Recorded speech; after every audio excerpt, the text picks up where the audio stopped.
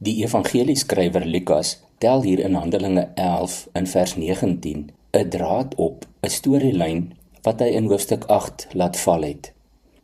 Die klippe wat Stefanus doodgegooi het die evangelie tot in Antiochië geslinger. Nie omdat lyding goed is nie, maar omdat God dit gebruik. Wat as die einde gelyk het, was eintlik net 'n saad wat gesaai is. En let op wie nou die grens oorsteek, nie die apostels nie, maar naamlose manne van Siprus en Sirene, vers 20. Terwyl Jerusalem nog vergader, deel gelowiges wat nie apostels is nie, die goeie nuus van Jesus se verlossing klaar vir die Grieke. Die deurbraak in Handelinge 10 het 'n apostel, 'n visioen en 'n engel gekos. Hierdie een kos net mense wat nie eers geweet het, hulle het 'n spesiale gawe of roeping nodig nie, want God het hulle gebruik net soos hulle was, geesvervuld en beskikbaar. Antiochië was destyds die Romeinse ryk se derde grootste stad, 'n hawe vol van menige tale, gode en volke. Presies daar plant God sy eerste gemeente, sy eerste kerk sonder grense.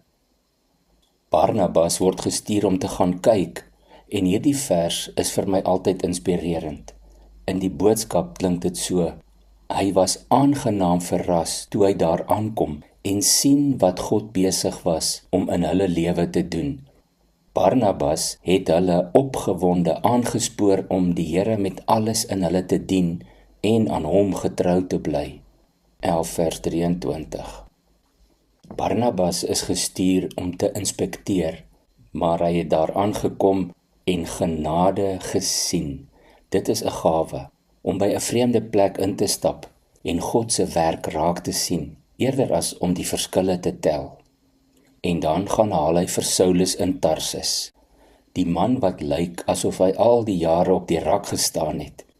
Maar Galasiërs 1 wys, dit was nie 'n rak nie, dit was 'n leerskool.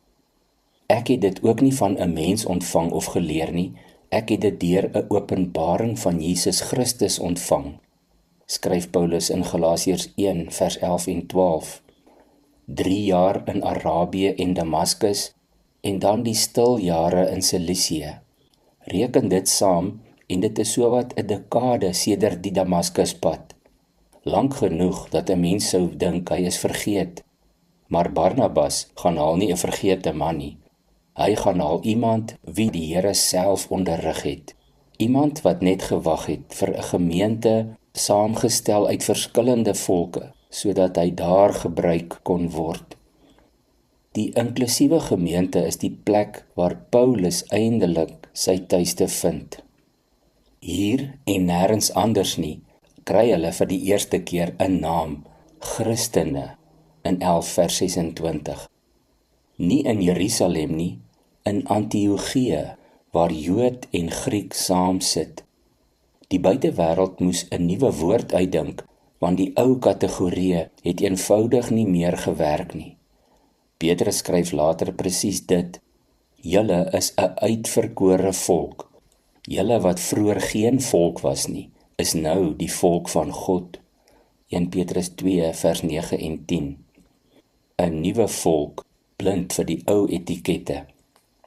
Die toets van 'n inklusiewe gemeente is dus dat die gemeenskap nie meer weet hoe om jou te klassifiseer nie.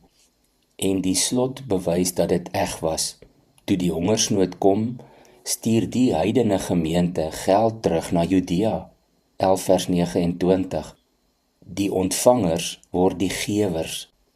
Die muur het nie net geval sodat hulle kon inkom nie, maar ook sodat hulle kon uitdeel. Hier is vir jou 'n vraag.